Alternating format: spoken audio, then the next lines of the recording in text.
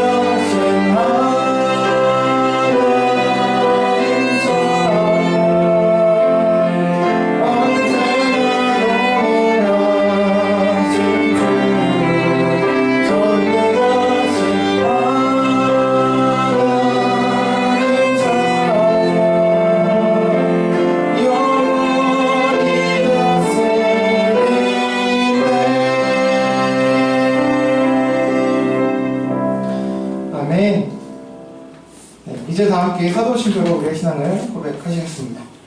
다 함께 사도신조 고백하십니다. 나는 전능하신 아버지 하나님 천지의 창조주를 믿습니다.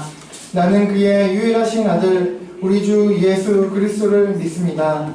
그는 성령으로 잉태되어 동정녀 마리아에게서 나시고 본디오 빌라도에게 고난을 받아 십자가에 못 박혀 죽으시고 장사된 지 사흘 만에 죽은 자 가운데서 다시 살아나셨으며 하늘에 오르시어 전능하신 아버지 하나님 우편에 앉아 계시다가 거기로부터 살아있는 자와 죽은 자를 심판하러 오십니다.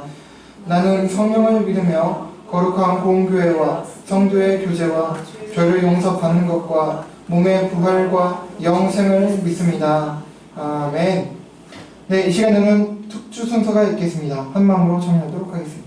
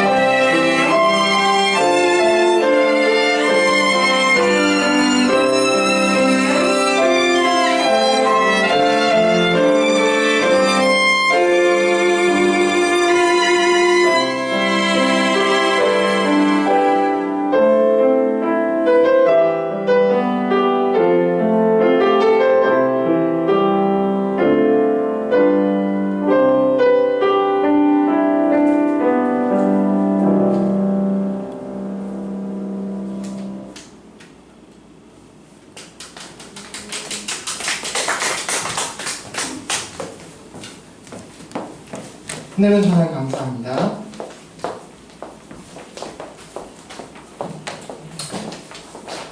네, 촬영 잘 지내셨습니까? 한 주가 후딱 지나갔습니다. 오늘도 막 또 만나뵌 것 같은데요. 오늘도 예수님의 사랑과 은혜가 그리고 긍휼이 가득하기를 바랍니다.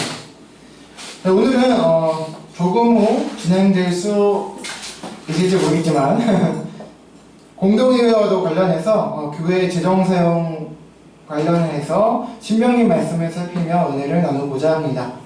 오늘 본문을 통해서 하나님께서 우리에게 이렇게 말씀하십니다. 우리 구약성경 신명기 말씀 같이 보시겠습니다.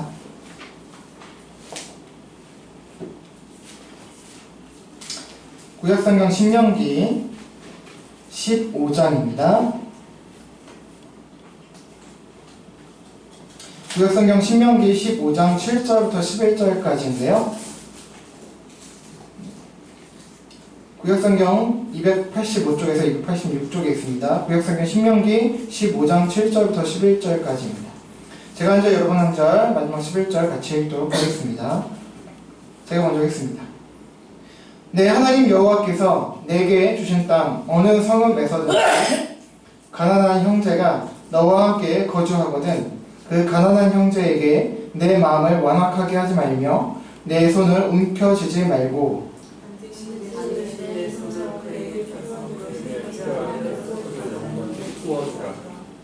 삼가 너는 마음에 악한 생각을 품지 말라. 곧 이르기를 일곱째 해 면제년이 가까이 왔다 하고 내 궁핍한 형제를 악한 눈으로 바라보며 아무것도 주지 아니하면 그가 너를 여호와께 호소하리니 그것이 내게 죄가 되리라.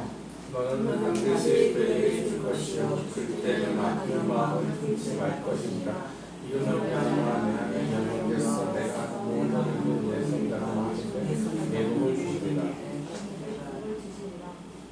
같이요. 땅에는 언제든지 가난한 자가 그치지 아니하겠으므로 내가 내게 명령하여 이르노니 너는 반드시 내 땅 안에 내 형제 중 곤란한 자와 궁핍한 자에게 내 손을 펼지니라. 아멘. 여러분, 우리는 지난번 욥기 21장 23절부터 34절까지 해서 현세에서 악인이 형통하고 의인이 고난과 고통을 받는 모순을 우리가 경험하며 살고 있지만 그럼에도 살아계신 하나님의 선하신 뜻을 헤아려서 율법주의와 기복주의를 극복해서 오직 은혜 가운데 자유하고 또한 이웃 사랑하는 삶을 살아야 함을 나누었습니다. 오늘은 잠시 신명기 말씀을 통해서 은혜를 나누고자 하는데요. 오늘 본문 7, 8절을 다시 보시겠습니다. 다시 한번 같이 읽어보실게요. 시작. 내 하나님 여호와께서 내게 주신 땅 어느 성읍에서든지 가난한 형제가 너와 함께 거주하거든 그 가난한 형제에게 내 마음을 완악하게 하지 말며 내 손을 움켜쥐지 말고 반드시 내 손을 그에게 펴서 그에게 필요한 대로 쓸 것을 넉넉히 부어주라. 여러분, 동서복음을 막론하고 부한 자와 빈한 자, 부유한 자와 가난한 자가 세상에 있습니다. 인류가 타락하지 않았더라면 세상은 공평하고 평등했을 거예요. 그러나 아담과 하와의 타락, 곧 인류의 타락과 또 그로 인한 우리 인간들의 죄성으로 말미암아 세상은 불평등하고 불공평하게 되었습니다. 힘 있는 사람들은 그 힘으로 더욱 부를 끌어모으고 힘이 없는 약한 사람들은 약자들을 핍박하기도 하면서 심지어 약자들의 얼마 없는 그 재산마저 빼앗아 자기 것으로 삼기도 하지요. 그런 가운데 이 약자들, 힘없는 사람들은 살 소망마저 끊어질 정도로까지 되고 맙니다. 이른바 부익부 빈익빈 현상이 지속되고 있고 가속되는 현 세상이 된 것입니다.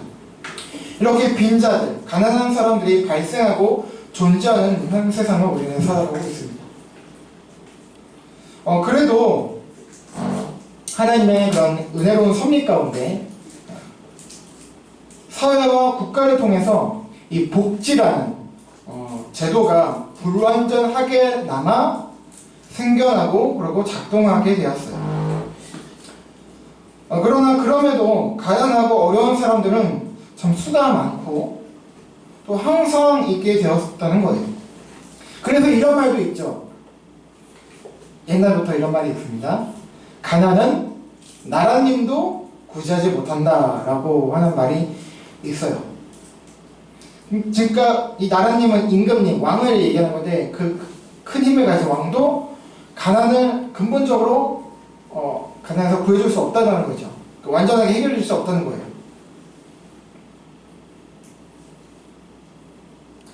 자, 그렇다면 어차피 궁극적으로 해결되지 않을 것이니까 가난하고 어려운 사람들을 그냥 뭐 죽든 말든 어차피 완전히 해결 안 될 건데 죽든 말든 뭐 어떻게 되든 내버려 두어야 할까요? 이에 대해서 성경은 뭐라고 말씀하죠? No, 아니라고 말씀하십니다. 자, 오늘 본문은 가나안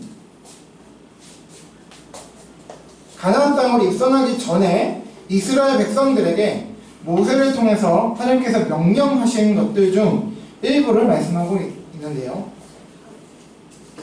자, 이제 앞으로 너희 이스라엘 백성들이 가나안 땅에 들어가게 되고 이제 각자 지파별로 12지파가 있죠. 지파별로 땅을 분배받아서 이제 퍼져서 살게 될 터인데 내가 어느 지파 누구든지 간에 네가 어떤 곳에서 살게 되든 간에 그곳에서 가난하고 어려운 궁핍한 백성들 사람들이 있게 될 것이다. 있을 거라는 거예요. 그럴 때에 네가 가진 물질들을 나누어주라는 말씀이죠. 7절에서 마음을 완악하게 해서 손을 움켜쥔다라는 것은 뭡니까? 내 거를 잡고 안 놓는 거죠. 안 내놓는 거예요. 나누어주기 싫어서 자신의 것을 움켜쥐고 꽉 쥐고 있다는 거예요. 지키고 있다는 거죠. 나눠야 되는 거예요. 손을 펴야 되는 거예요. 따라서 8절에서 반대로 이제 내 손을 펴라, 나누어라, 주어라 라는 거예요. 나누어 주라는 것입니다. 그리고 그저 생색내기로 그냥 주는 것이 아니라 가난한 사람, 물질이 필요한 자들, 나는 갖고 있지만 저 사람에게는 필요한데 없는 그런 것이 있다면 그들이 필요한 대로 충분히 주라는 거예요. 그런데 여기서 말씀을 잘 보면 8절의 끝에 이렇게 하잖아요. 그냥 주라고 하지 않고 8절 끝에서 이렇게 어떻게 말씀하고 계세요? 넉넉히 주라가 아니라 넉넉히 구워주라. 자, 구워준다는 것은 뭡니까? 빌려주라는 거잖아요. 이것은 그냥 주는 것이 아니라 구워주는 것, 빌려준다는 것은 나중에 다시 되돌려 받을 수 있다는 것을 전제하는 말이잖아요. 그렇죠? 자, 거기다가 만약에 이자까지 계산하면 빌려준다는 것은 어떤 것이 됩니까? 물론 좀 시일은 걸리겠지만 이익을 얻게 될 수 있다는 것이 되는 거예요. 자, 그런데요, 과연 본문의 의도가 그런 것일까요? 구워줘라, 빌려주라고 했다면 우리가 보통 생각하면 우리가 이자도 챙길 수 있고 나중에 다시 되돌려받을 수 있다 라고 생각하는데 과연 그런 말씀일까? 한번 계속 살펴보겠습니다. 우리 또 넘겨서 9절 한번 보실게요. 9절 함께 읽어보실게요. 시작! 삼가 너는 마음에 악한 생각을 품지 말라. 곧 이르기를 일곱째 해 면제년이 가까이 왔다 하고 내 궁핍한 형제를 악한 눈으로 바라보며 아무것도 주지 아니하면 그가 너를 여호와께 호소하리니 그것이 내게 죄가 되리라. 아멘. 자, 본문은 마음에 악한 생각을 품지 말라고 하면서 뭐라고 말씀하고 있죠? 일곱째 면제년을 언급하면서 말씀하고 있어요. 자, 일곱째 면제년이라는 것은요, 본장 1절부터 15장 본장 1절부터 보면 알 수 있는데요. 자, 15장 1절부터 쭉 보면 자, 채권과 채무에 대해서 말씀하고 있어요. 자, 형제끼리, 그러니까 그냥 어떤 친형제 뭐 그런 얘기가 아니고 같은 민족을 얘기하는 거예요. 이스라엘 백성들. 자, 형제, 어쨌든, 자, 물질을 빌리고 빌려줄 수 있음을 전제하고 있죠. 그러니까 채권과 채무에 대해서 말하고 있는 거예요. 자, 물질을 빌리고 빌려준 시점으로부터 7년째 되는 해. 그러니까 만약에 금년 2025년도 1월 달에 만약에 뭐 채권과 채무 누가 제가 뭐 여러분께 빌렸다고 보세요. 그러면 7년째가 어디요? 2032년이죠? 맞습니까? 7년째. 2031년인가요?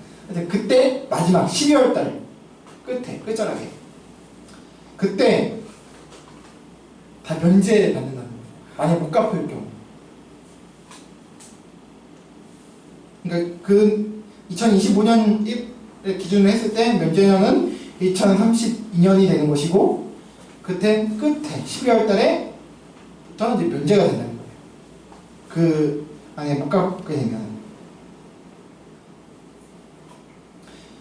그 시기가 되면 반드시 그 빚을 면제해 주어라.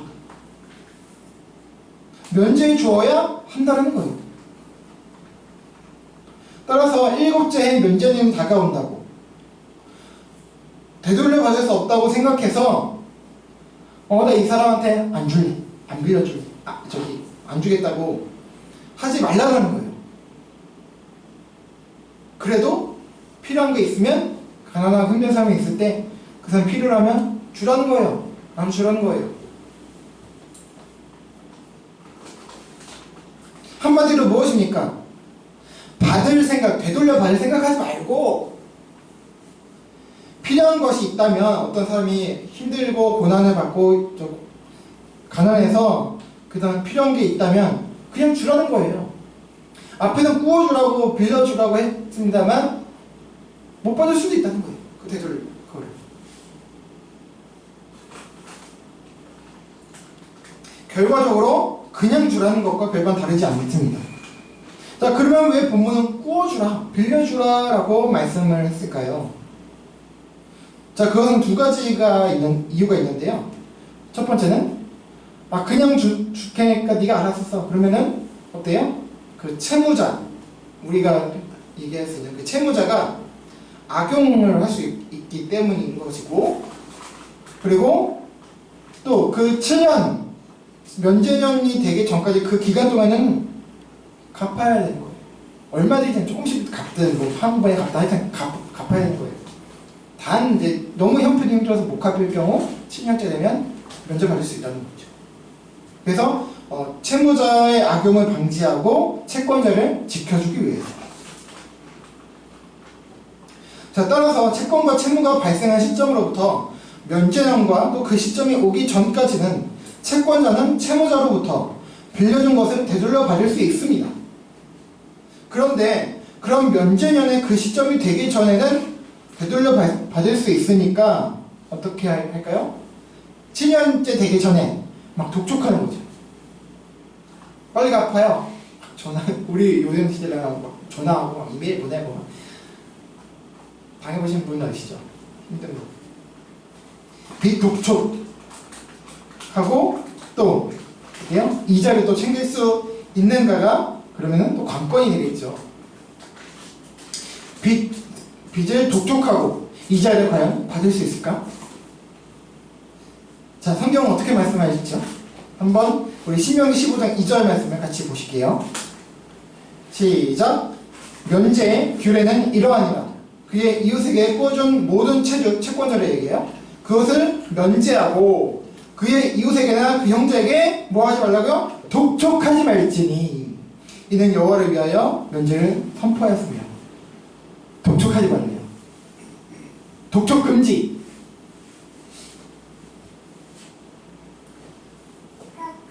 그럼 독촉하지 말라고 해서 이자는 받을 수 있을까? 자, 또 볼게요. 비독촉 불가하다고 말씀하셨어요. 하지 말라고 하신 거예요. 자, 그러면 이자는 받을 수 있을까? 자, 신명기 23장 뒤에 보면 나오는데요. 19절 보실게요. 시작. 내가 형제에게 꾸어주거든 이자를 받지 말지니 곧 돈의 이자, 식물의 이자, 이자를 낼 만한 모든 것에 이자를 받지 말 것이라. 빚독촉하지 말라 그러셨는데 이자도 받지 말래요. 억울한가요? 너무하신 거 아니에요? 자, 이자도 받지 말라고 하세요.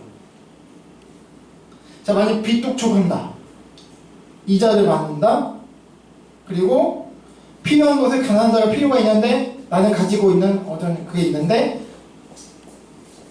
도와주지 않는다. 그럼 어떻게 될까요? 아까 9절에서 끝부분에 말씀하셨죠. 그 사람이, 힘든 사람이 여호와께 호소하리니, 고발한다는 거예요. 하나님께. 그럼 안 준 사람이 죄를 받는 거예요. 하나님께 징계받는 거예요. 너무하신 거 아니에요? 자, 다시 본문 9절로 돌아와서 보겠습니다. 면제전에 그 시기가 다가와도 주어야 할 것이 있다면 주되 빚 독촉하지 말고 이자도 받지 말아야 한다고 하세요. 그리고 면제전이 되면 반드시 탕감을 해줘야 돼요. 면제를 해줘야 되는 거예요. 다시 말하면 보니까 나의 손해와 이익을 계산하지 말고 주라는 거예요. 비록 8절에서 꾸어주라고, 빌려주라고 말씀하셨지만 사실상 그냥 주라는 말씀이죠. 너 받을 생각하지 말고 그냥 줘. 물론 채무자가 되는 그 가난한 사람이 만약에 형편이 더 좋아진다면, 나아진다면 그 면제면에 되기 전에 전체 또는 일부라도 갚게 되어서 채권자가 되돌려 받을 수 있어요. 그 6년 약 9개월 정도, 10개월 정도 되겠죠? 11개월. 그 기간 안에는 되돌려 받을 수 있어요. 전체든지 일부든지. 그러나 줄 때는 받을 생각하지 말고 그냥 주라는 거예요. 그래서 이어지는 10절에서는 꾸어주라라고 하지 않으시고 그냥 주라라고 말씀하고 있다는 거예요. 너는 반드시 그에게 줄 것이요, 꾸어줄 것이가 아니라 그냥 줄 것이라고. 여기서는 아예 그냥 주라고 말씀하세요. 자, 이 점은요, 사랑은 언제나 온유하여. 우리 사랑자 고린도전서 13장이지. 거기 보면 13장 5절에 보면 고린도전서 13장 5절에 보면 여러 가지 사랑은 어떻게 하는데 그 중에 한 가지, 사랑은 자기의 유익을 구하지 않는다 라는 말씀이죠. 이익을 계산하지 않는 것이 사랑이라는 거예요. 그러니까 너는 형제, 이웃을 사랑하라는 거예요. 자, 그런데 이 구절을 보면요, 조금 의아한 점이 있어요. 자, 본절 9절은 면제년이 가까이 오는 시점에서의 주는 것에 대해서 말씀하고 있죠. 그러니까 뭡니까? 그러니까 면제년이 가까이 오는 시점에서 곧 가까이 오니까 내가 빌려준 돈을 받지 못하겠구나 라고 악한 생각을 품어서 이 힘든 사람에게 주지 않는 것을 하지 말라. 그러니까 그냥 주라는 건데 그 말이잖아요. 그러니까 즉 이것은 주는 것이 한시적인 것이 아니라 면제년이 가까이 오는 시점에서도 그 주는 것, 복지, 구제를 하라는 거예요. 자, 그런데 이런 경우 우리 일반적인 생각대로 그러면 아까 면제년이 그 준 시점에서부터 7년까지라고 했잖아요. 그 7년 이후. 자, 그럼 만약에 2025년 지금 1월에 만약에 돈을 빌리던지 빌려줬든지 했어요. 그럼 끝나는 면제년은 2032년이에요. 그러면 이미 2025년에 줬으니까 2032년까지 기다려야 되잖아요. 근데 오늘 구절을 보니까 그 중간에도 면제년이 가까이 오는 시점 그 안에도 주어야 한다는 거잖아요. 그럼 만약 우리 일반적인 상식대로라면 2025년 1월에 준 거는 그거대로 계약이 성립되고 아니 중간에 만약에 2030년에 뭐 또 만약에 뭐 어느 날 꺼줬다. 그럼 그것대로 또 7년을 계산해야 되는 거 아닌가? 라고 생각할 수 하잖아요. 우리 상식대로는 그게 맞잖아요. 근데 그게 아니라는 거예요. 성경의 기준을 보면 첫 주었을 때를 기점으로 해서 무조건 7년간. 그 중간에 얼마를 또 줬든 간에 상관없다는 거예요. 그 중간에도 또 줄 수 있다는 거죠. 그러니까 그 7년 안에 그 중간에도 얼마든지 추가적인 지출을 해야 될 수 있다는 거예요. 그 어려운 사람을 위해서. 이것은 가난한 자에 대한 도움의 그 지출은 나 2025년 1월에 지출했어. 뭐 얼마를 줬든 간에. 그러니까 그 중간에는 당장 네가 알아서 살아. 그게 아니고 책임지라는 거예요. 중간에도. 그 사람이 충분히 생활할 수 있도록. 꾸준히 지속되는 것이고 그렇게 지속되어야 함을 간접적으로 드러내준다는 거예요. 이 정리가 또한 1절에서도 드러나고 있는데 보진 않았지만 PPT는 없습니다만 그냥 7년 끝에 면제하라 라고 하지 않으시고요. 매 7년 끝에 면제하라 라고 말씀하세요. 여기서 매라는 것은 모든이라는 뜻이죠. 그래서 우리가 모든 날, 그래서 매일, 모든 주, 매주, 매달 이렇게 말하잖아요. 그러니까 모든이라는 의미를 가진 이 매를 써서 매 7년 끝에, 즉 뭡니까? 7년 단위의 복수의 시기를 의미한다는 거예요. 이것은 가난한 자가 한 번, 7년간에 한 번 도움받고 끝나는 것이 아니라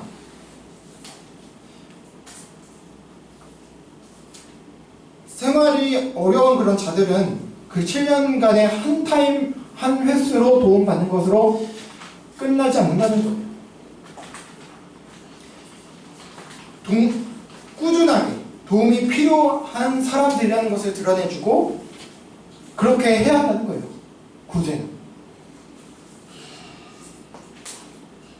그러니까 이 성경에서 여기서 말하는 이 가난한 사람이라는 뜻은 잠깐 잠시의 그런 사람이 잠깐 잠시 힘든 사람이 아니라 그 정도로 힘든 사람들을 얘기하는 거예요. 정말 조금 우리가 꾸준히 도와주지 않으면 힘든 사람들, 살기 어려운 사람들을 얘기하는 거예요. 물론 단기간에 도움이 필요한 사람도 있죠. 그 사람들은 그렇게 도우면 돼요. 이렇게 함께 사는 가난한 자들, 어려운 이들을 위해서 반드시 도와줘야 된다는 것을, 도울 것을 성경은 명령하시고 있습니다. 이어지는 10절, 11절은 반복하고 및 강조하는 것이기 때문에 추가적인 설명을 하지 않겠습니다. 자, 한편 오늘 본문을 보면요, 자, 형제에 대하여 말씀하고 있죠. 네가 어느 성부에 거하고 있든지 형제에게, 가난한 형제가. 자, 여기서 형제는 아까도 말씀드렸지만 같은 민족의 사람들을 얘기하는 거예요. 그러니까 즉 이스라엘 민족 안에 있는 같은 이스라엘 민족의 사람을 얘기하는 거죠. 같은 민족 내에 가난하고 어려운 자들을 말합니다. 자, 그렇다면 우리 한국의 예를 들어볼게요. 자, 주변에 같은 어려운 사람이 있어요. 한국 사람이에요. 그래서 도와요. 그럼 만약에 다른 나라 사람이 들어와 살고 있어. 근데 그 사람 너무 힘들어. 그럼 한국 사람이니까 안 도와줘도 될까요? 그렇지 않다는 거예요. 같은 민족이 아니라 다른 민족일지라도 어렵고 힘든 사람들을 그냥 무시하지 말고 그래도 도우라고 말씀하고 있어요. 자, 구약 성경에서는 타 민족의 사람들을 어떻게 얘기하냐면 이방인이라고도 하고요.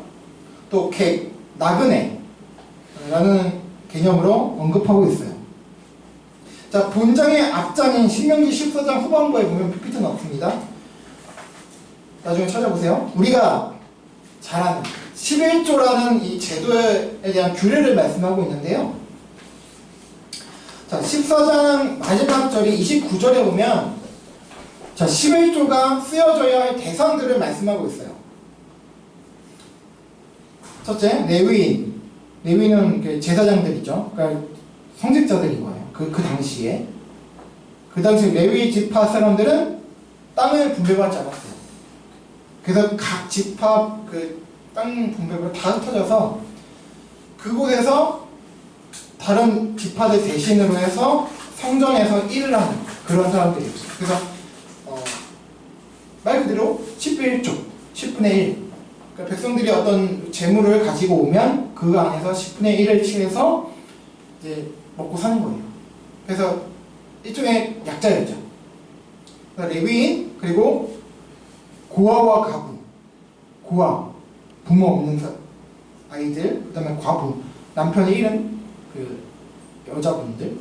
당시의 여자들은 경제활동을 할 수 없었죠. 그래서 누군가의 도움 없이는 살 수가 없었던 거예요. 그리고 플러스 성중에 거주하는 객, 나그네, 그러니까 이방인들을 얘기하는 거예요. 타민족 사람들이 언급되고 있어요. 이들을 위해서 11조를 사용하라는 거예요. 지출하라는 거예요. 성중에 거주하는 객은 같은 지역에 사는 이방인, 타민족의 사람들을 의미합니다. 또 신명기 16장, 11장, 24장, 17, 19절 등에서 객과 나그네, 그리고 이방 타민족 사람을 언급하고 그들 또한 돕고 억울하게 하지 말아야 할 것을 말씀하고 있어요. 자, 그렇다면 이것은 구약이니까 자, 신약으로 보면 어떨까요? 구약의 이스라엘 백성은 그리스도인 신자들을 상징합니다. 그리고 이방인, 객 또는 나그네 이런 사람들은요 비그리스도인들을 상징합니다. 그리고 구약의 11조 등과 오늘 본문의 그 구제 제도는 오늘날의 연보에 해당하는 거예요.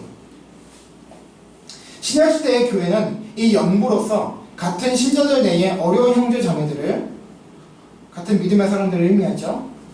그리고 어려운 이웃들을, 비그리스도인들을 돕고 섬겨야 한다는 거예요. 이것이 하나님의 은혜를 입은, 하나님의 소유된 백성된 우리 모두의 길입니다. 이것으로 우리는 야고보서의 말씀처럼 믿음의 행위로서 사랑의 실천을 해나갈 수 있습니다.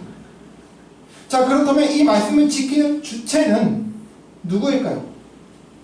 자, 그동안 한국교회 많은 교역자들은, 또 많은 교회 공동체들은 이런 본문과 내용을 가지고 신자 각 개인들에게 이웃 사랑하는 삶을 살아가도록 설교했습니다. 또 그렇게 하고 있다는 거예요. 틀렸다는 게 아니에요. 맞습니다. 저와 여러분 모두 삶에서 각자 영향에서 어려운 사람도 있으면 도와야 되는 거예요. 힘껏 받는 대로, 가능한 대로. 그런데요, 오늘 본문을 보면 하나님께서는 이스라엘 전체 백성에 대해서 전체 백성에게 말씀하시고 있다는 점이에요. 각 개인 백성에게도 해당되지만 전체 이스라엘 백성에게 말씀하고 있다는 거예요. 자, 그럼 아까 이스라엘 백성은 무엇을 상징하고 있다고요? 그리스도인 공동체, 교회를 의미하는 겁니다. 신약에 와서 교회 공동체. 그럼 우리 각 신자, 개인 신자가 또 주변에 어려운 이웃들 도와야겠지만, 그럼 우리 교회, 사평교회 전체적 공동체로서도 주변에 어려운 사람들을 도와야 한다는 거예요.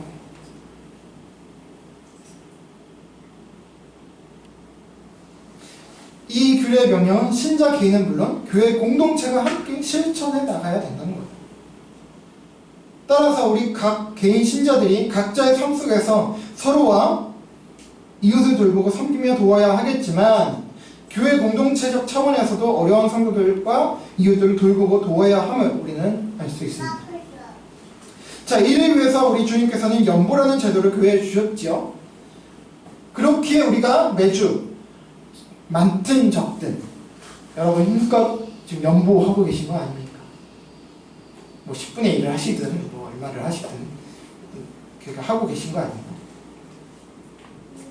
그래서 사실은 한국교회가 그동안 뭐 헌금을 내라고 강요하는데 내는 게 중요한 게 아니고 얼마가 모였든지 간에 그 안에서 얼마나 건강하게 지출을 하느냐, 그게 가장 중요하다는 거예요.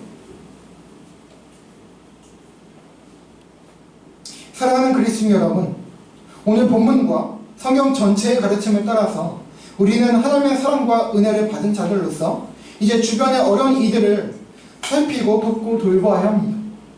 가진 물질을 나누는 것을 통해서 우리는 예수 그리스도의 사랑을 나눌 수 있습니다. 물론 복음을 전하는 것도 함께 되어야 할 것입니다. 이 사랑의 실천의 방법과 정신은 자신의 유익을 구하지 않는 것입니다. 손익을 따지지 않는 것이라는 거죠. 그리고 대상은 우리 주변의 어려운 신자 및 이웃들입니다. 그리고 주체는 우리 각 신자들과 교회 공동체입니다. 하나님께서 주신 은혜와 분량 가운데 그분의 우리를 향한 사랑에 따라서 우리는 서로와 이웃을 향한 사랑을 실천해 갈 수 있고 그렇게 해야 합니다.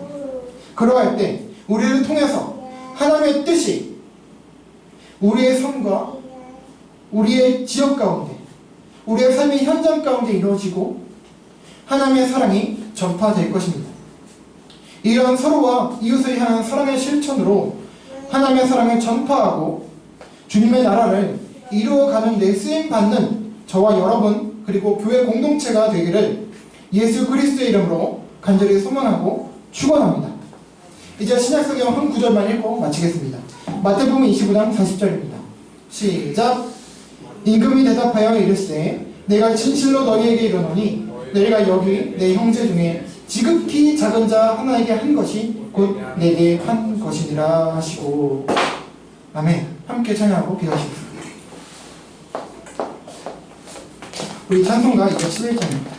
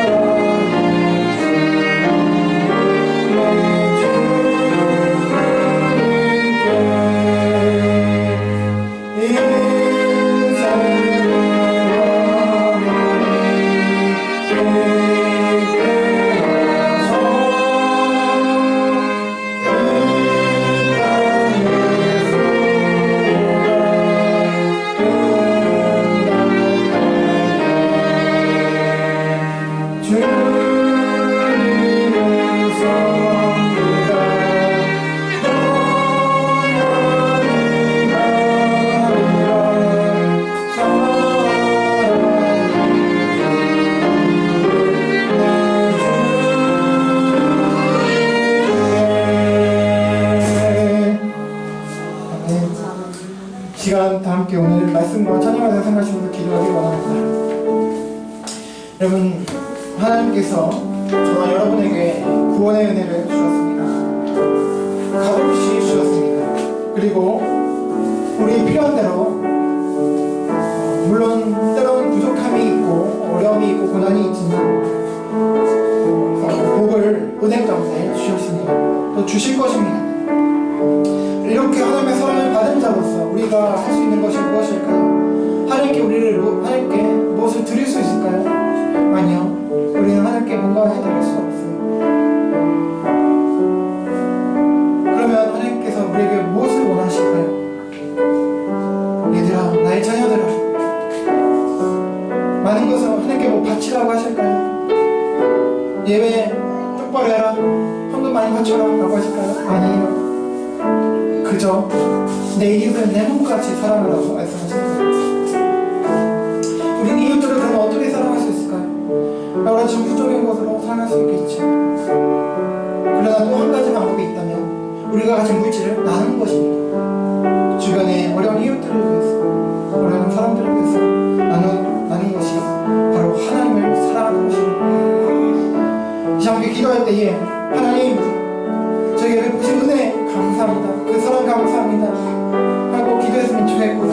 그리고 주변에 혹시 하나님 제 곁에 어려운 이들이 있으니까, 제가 살아가는 이 지역에 어려운 이웃들이 있으니까, 우리 교회 공동체에 어려운 이웃들이 형제 자매가 있으니까, 또 우리 한편교회당은 아니지만, 추석교회는 아니지만 다른 혹시 어려운 신자들이 또 있지 않습니까? 하나님, 그들을 위해서 내가 할 수 있는 것이 있다면 하나님 섬기겠습니다, 돕겠습니다 라는 마음 가지고 하나님 은혜를 주시고 지혜를 주시고 필요한 것들을 하나님 채워주셔서 하나님 사랑의 마음을 가지고 그들을 위해서 섬길 수 있도록, 나눌 수 있도록 인도해 주십시오. 그래서 우리를 통해서, 나를 통해서 이 땅에, 이 공동체에 하나님 나라가 이루어지게 하여 주시옵소서. 하나님 이 땅에 회복되게 하여 주시옵소서. 하나님 기도자를 가지고 함께 나가길 원하고, 여러분 가지고 계신 기도자를 하나님께 올려드리며 하나님 은혜 주십시오, 도와주십시오 하는 마음 가지고 함께 기도하며 나가겠습니다. 기도하시겠습니다. 하나님 아버지 감사합니다. 하나님 오늘도 은혜 주셔서 감사합니다. 오늘까지 종을 통해서 하나님이 귀한 말씀 주시니 감사합니다. 하나님 그동안에 우리가 가진 물질들을, 제가 가진 물질들을 저 혼자만 위해서 살지 않나 돌아오고 반성하고 회개합니다. 하나님 주님께서 주신 은혜가 큰데 하나님 고맙고 심족하다고 내 것은 움켜쥐고 그렇게 살았는지, 우리의 것은 움켜쥐고 나누지 못하고 그렇게 살았는지 하나님 불쌍히 여겨 주시옵소서. 하나님 이제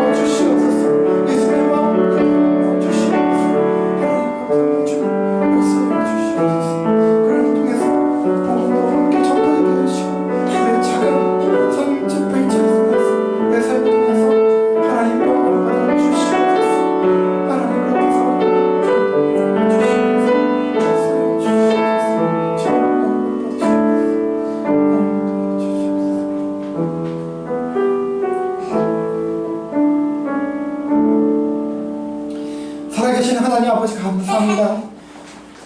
항상 부족하고 연약한 가운데서도 하나님의 뜻보다는 우리 자신의 유익과 욕심을 따라서 탐욕을 위해서 살아갔던 저희들을 여전히 사랑해 주시고 인내해 주시고 기다려 주시는 아버지 하나님, 그것 또한 자격 없음에도 항상 지켜주시고 복을 내려주시는 아버지 하나님, 그 은혜와 사랑에 감사합니다.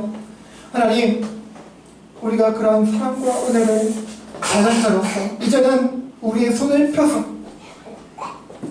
이제 주변의 이웃들, 형제들을 위해서 사용하길 원합니다. 나누길 원합니다. 하나님, 그러오니 주여 우리 가운데 주님의 마음, 사랑의 마음을, 긍휼의 마음을 하게 해주시고 우리가 가진 얼마나 했든 간에 주변의 어려운 이웃들을 찾아서 사용할 수 있도록, 형제를 위해서 사용할 수 있도록 하나님 역사해 주시고, 또 그렇게 잘 사용할 수 있도록 또 지혜도 주시고 능력도 주시고 필요한 모든 것들 아버지여 채워 주시옵소서. 하나님, 그러한 가운데 우리의 작은 손짓 발짓, 우리의 삶을 통해서, 부족한 입술을 통해서 하나님 영광 받아주시고 하나님 나라, 주님의 나라가 확장될 수 있도록 역사하여 주시옵소서. 감사하며 이 모든 말씀 예수 그리스도의 이름으로 간절히 기도합니다. 아멘. 네, 감사합니다. 네, 광고 말씀 드리겠습니다. 네, 오늘부터 우리 새 바이올린 반주자로 우리 이경아 자매께서 오셨습니다. 환영합니다. 네, 우리 피아노 반주자님 박예인 자매님께서 몸이 안 좋다고 해서 우리 그 동생분인 박세인 자매께서 오랜만에 오셨습니다. 감사합니다. 네, 세분님 감사 말씀드립니다. 네, 오늘부터 시작 찬송 및 마침 찬송이 변경되었으니 참고해 주시기 바라고요.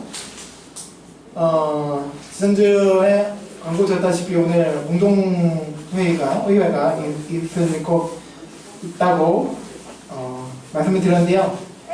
이게 15명 이상이 필요합니다. 그래서 오늘 정규수가 안 되기 때문에 아쉽지만 다음 주로 연기하도록 하겠습니다. 네, 좋지요? 일찍 그냥.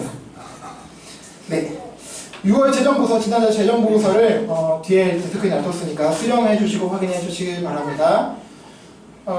예배 함께 해주시고 예배를 위해서 섬겨주신 모든 분들께 감사를 표하고요. 예배 후 식사가 준비되어 있으니 교제 시간 가져주시길 바랍니다. 그럼 다른 거모도 주부를 참여주시기 바라고 다 함께 자리에서 일어나시겠습니다.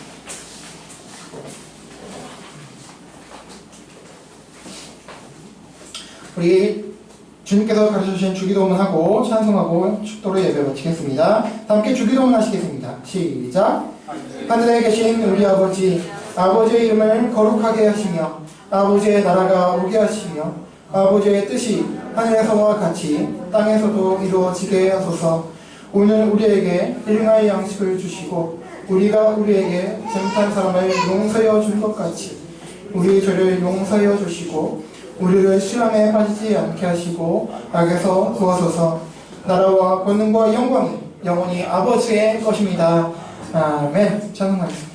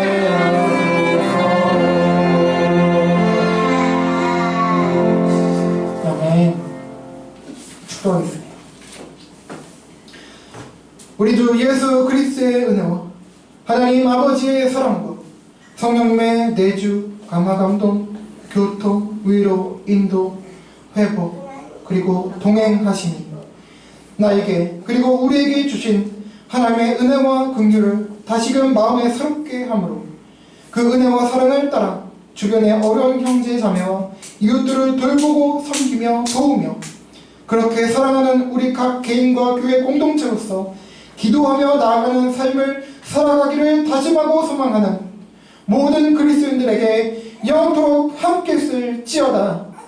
아멘.